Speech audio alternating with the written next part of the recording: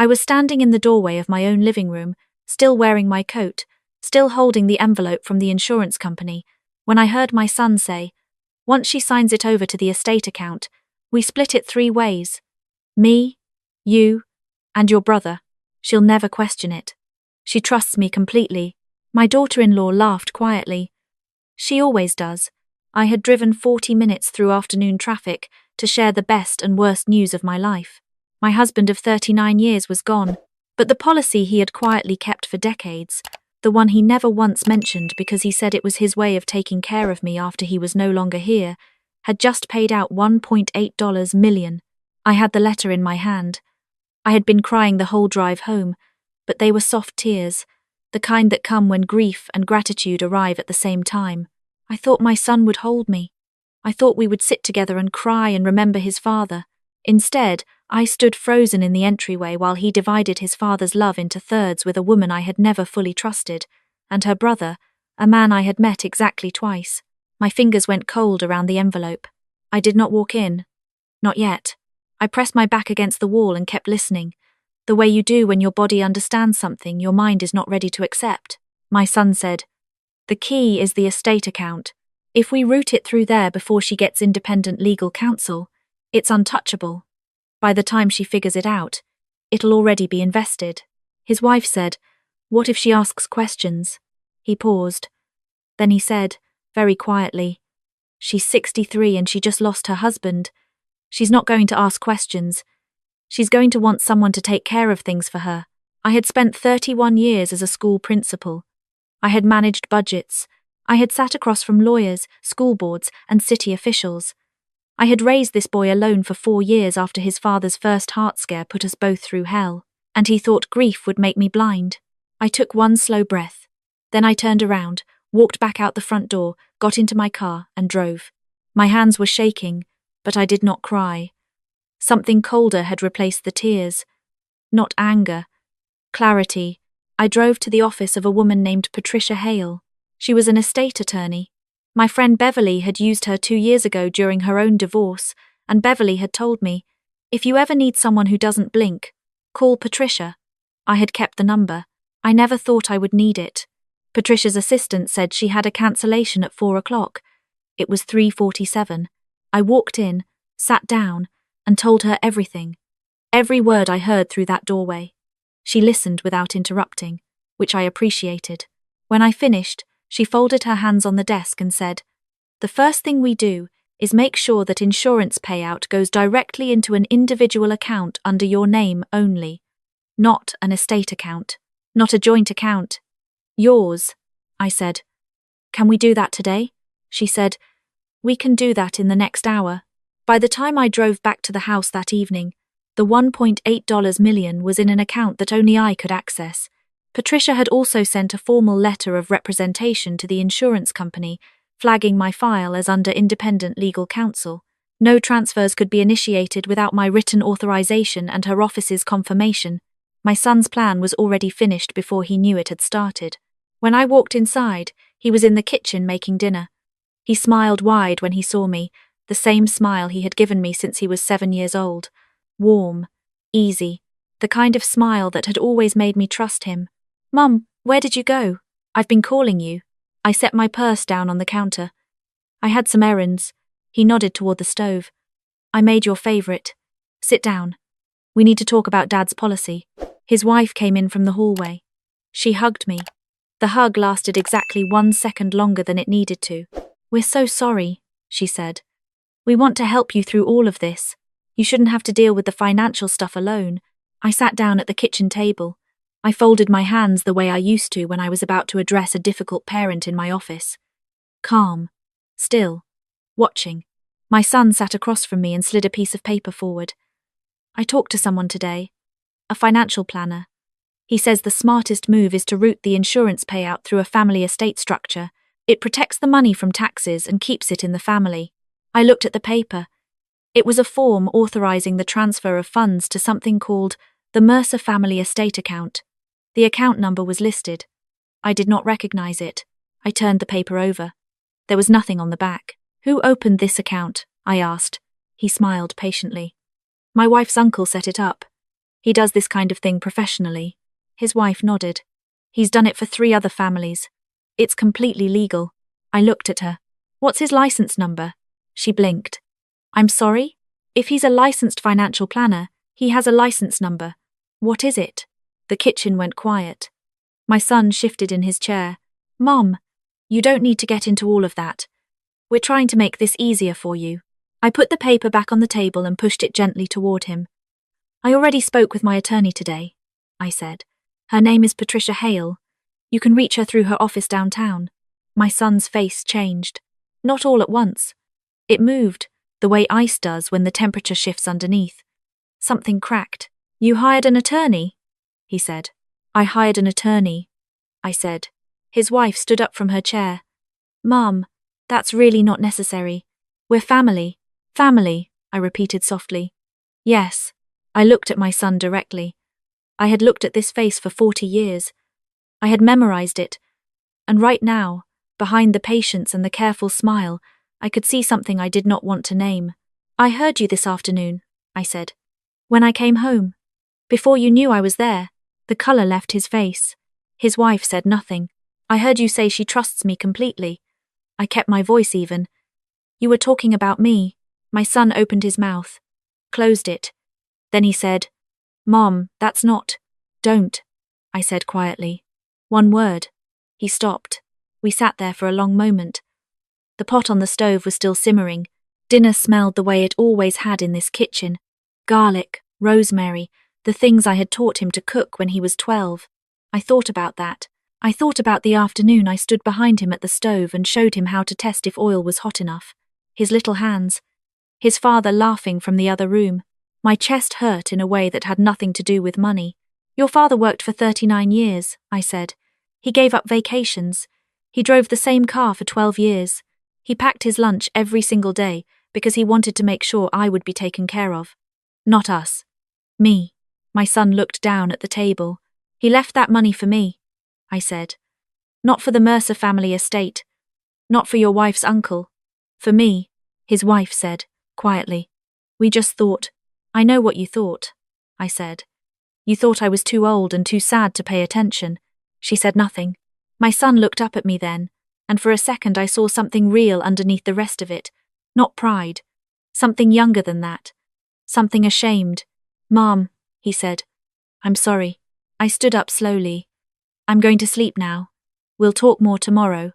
With Patricia present. I walked to my bedroom and closed the door. I did not sleep much. I lay in the dark and listened to my own breathing and thought about all the things a person chooses not to notice because noticing them is too painful. My son had always been closer to his wife's side of the family than I was comfortable with. Her brother and she spent long weekends together. Her uncle had come to dinner once, 3 months ago, and spent 20 minutes asking me polite questions about my retirement plans. I had thought he was simply making conversation. I thought about my husband. I thought about how he had never liked that uncle. He had never said why, exactly. He just got quiet around him. My husband was a man who got quiet instead of arguing, and I had learned to read that silence like a second language. I wondered if he had known something I did not. In the morning, my son came to my bedroom door before I was dressed. He knocked softly. Can I come in? I told him yes. He sat on the edge of the bed the way he used to as a boy when he had done something wrong at school and needed to tell me before I found out another way. He always came to me himself. That had always meant something to me. Her uncle approached us 6 months ago, he said. He said he had a deal, a private investment group. Big returns. He just needed seed capital. I waited. I told him we didn't have the money. He said there might be another way. He paused. When Dad died and we found out about the policy, he came back. He knew about the policy? My son nodded slowly. He said if we could get access to the funds before you set up independent accounts, we could invest, pay him a fee, and the rest would grow. He made it sound clean. How much was his fee? I asked. 30%. $500,000. To a man whose name I did not know 6 months ago. Does your wife know all of this? I asked. He was quiet for a moment. She knows some of it. He's her family. She wanted to believe he was helping us. I looked at my son. I had looked at this face for 40 years. It was my husband's nose and my father's eyes and something entirely his own in the jaw. I loved this face completely and I was furious at it, and both of those things were true at the same time. What did you think would happen to me? I asked. After I signed? He did not answer immediately. That was its own kind of answer. You thought I wouldn't figure it out, I said. You thought by the time I realized, it would be too late. Mom, you thought grief would make me easy. He covered his face with his hands. I watched his shoulders shake once. Then he lowered his hands and looked at me. And his eyes were red. I don't have an excuse, he said. I know that. No, I said. You don't. I called Patricia at 8 in the morning. I told her what my son had told me. She was quiet for a moment and then she said, This sounds like it may be more than civil fraud, Mrs. Calloway. If this uncle was soliciting funds under false pretenses, that's a criminal matter. I'd like to loop in a colleague. I said, Do whatever you need to do. That afternoon, Patricia came to the house with her colleague, a man named David who handled financial fraud cases. My son sat at the dining table and answered every question they asked. His wife sat beside him, very still, her hands folded in her lap. David asked about her uncle. She answered carefully. He asked how the account was structured. She said she didn't know the details. He asked when her uncle first approached them. She looked at my son. 6 months ago, my son said. He came to us. David wrote things down. He thanked them both and told them he would be in touch. When Patricia and David left, the house was very quiet. My daughter-in-law went upstairs. I heard the bedroom door close. My son and I sat alone at the table for the first time in I couldn't remember how long. Her brother is involved too, he said suddenly. I looked at him. He helped set up the account. He knew what the uncle was planning. He's the one who told me he stopped. He told me you would probably just be relieved to have someone handle it. Her brother. I had met him twice. He had seemed quiet, forgettable, the kind of person who stands slightly behind everyone else in photographs. Are they going to be in trouble? My son asked. He meant his wife. I don't know, I said honestly. That depends on what she knew and when she knew it. He nodded slowly. I could see him turning that over, trying to figure out what it meant for his marriage, for his life. I'm sorry, he said again. I'm so sorry, Mom. Dad just died and his voice broke. I convinced myself it was smart, that we were helping you. I didn't let myself think about what it actually was. I was quiet for a long time. Your father would be heartbroken, I said finally. Not as a weapon, just as the truth. My son put his face in his hands again. This time the shaking did not stop. I did not move to comfort him. I sat with the grief of watching my own child unravel, and I let it be what it was. Eventually he raised his head. What do I do? He asked. You cooperate fully with David and Patricia, I said. You tell them everything, every conversation, every document, every phone call. You do not protect her uncle, you do not protect her brother. He swallowed. And my wife? I looked at him steadily. That is between you and her. I can't make that decision for you. He nodded. But I will tell you this, I said. I have spent 63 years learning that the people who love you do not look for shortcuts at your expense. Love does not calculate. Love does not scheme. Love does not call its own mother a mark. He flinched at that last word. I had heard him use it through the doorway. I know, he said quietly. Good, I said. Then you know what you need to do. The next 2 weeks were not simple. David's investigation moved carefully. He discovered that the Mercer family estate account had been used in 2 other cases involving elderly widows in different states. One woman had signed. The other had moved away before the scheme fully developed. My son's wife's uncle had been operating under a false financial planning license for 4 years. Her brother had introduced him to 2 of those families. When the federal investigators got involved, things moved faster. My son testified. He answered everything. His wife's uncle was arrested in another state, attempting a 3rd scheme. Her brother was questioned and eventually charged as a co-conspirator. My daughter-in-law was not charged. The investigators determined she had known about the plan in general terms, but had not understood its full criminal nature. I do not know whether to believe that or not. I expect I will spend years deciding. She and my son are still married. I have accepted that because it is not my decision, but I have also made certain things clear, in writing, through Patricia's office. My finances are my own. No joint accounts, no family estate structures, no introductions to anyone's uncle. The morning after the first investigators came to the house, I sat in the kitchen alone before anyone else was awake. I made coffee the way I always do, 2 scoops, filtered water, the same routine I have had for 30 years. I sat by the window and watched the backyard. My husband had planted a rose bush along the back fence the summer our son started high school. He was not a gardener. He had read about it in a magazine and decided, in the stubborn way he decided things, that he was going to do it properly. He failed twice. The third time, it took. He never said a word about the first 2 times. He just kept going. The roses still bloom every spring. I thought about him sitting in that same kitchen chair, packing his lunch, folding the wax paper exactly so, never complaining, taking care of me in the only quiet way he knew how. He had not told me about the policy because he did not want me to think about it. He did not want me planning for his death. He just wanted it to be there when I needed it, like a hand reaching forward from somewhere I couldn't see. I held my coffee cup and I cried. Not the cold, clear tears from that first afternoon, the real kind. The kind that had been waiting. I let them come. When my son came downstairs an hour later, I was done crying. I had washed my face and made more coffee, and I was reading the news on my phone like a normal person on a normal morning. He stopped in the doorway when he saw me. He looked like he had not slept. "Mum," he said. "Are you okay?" I looked at him. "I will be," I said. "That's different from okay, but it's honest." He nodded. "Sit down," I said. "Have coffee with me." He sat across from me. We drank coffee and did not say much. Outside, a bird landed on the fence near the rose bush and stayed there a moment, then flew away. "I've been thinking," I said eventually, "about what your father would say." My son looked at me carefully. "He wouldn't say much," I said. "You know how he was. He'd get quiet. He'd make you sit with it." My son almost smiled.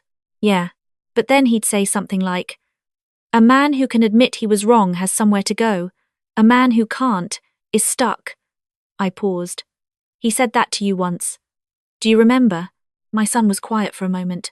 "I was 16. I blamed the neighbor kid for breaking the garage window." I did break it." "I know." He looked down at his hands. "I've been sitting with it," he said softly. "I know," I said again. We stayed there a while longer. The morning light came through the kitchen window the way it always has. The coffee was warm. The house was quiet in the way houses are when something hard has finally been said out loud and the walls have absorbed it. Before I left that week to spend time with my sister in Savannah, I sat down with Patricia one more time. We reviewed every account, every document, every authorization. Everything was clean. Everything was mine. She said, "You moved very quickly when it mattered." "I had a good number to call," I said. "I meant Beverly. I meant my friend who had said, 'If you ever need someone who doesn't blink.'" I called Beverly before I got on the road. She answered on the second ring. "How are you doing, honey?" "I've had a week," I said. She laughed. "Tell me on the drive." I drove south with the windows cracked and the radio on low and Beverly on the phone for the first 3 hours. I told her everything. She did not interrupt. When I finished, she said, "Dorothy Calloway, your husband knew exactly what he was doing when he took out that policy." "What do you mean?" "He knew you'd figure it out," she said. "He just wanted to make sure you had enough to work with." I thought about that for a long time after we hung up. The roses in my backyard bloom every spring. My husband failed twice before they took. He never mentioned the failures. He just kept going, quietly, in the only way he knew how, leaving something behind that would still be there long after he was gone.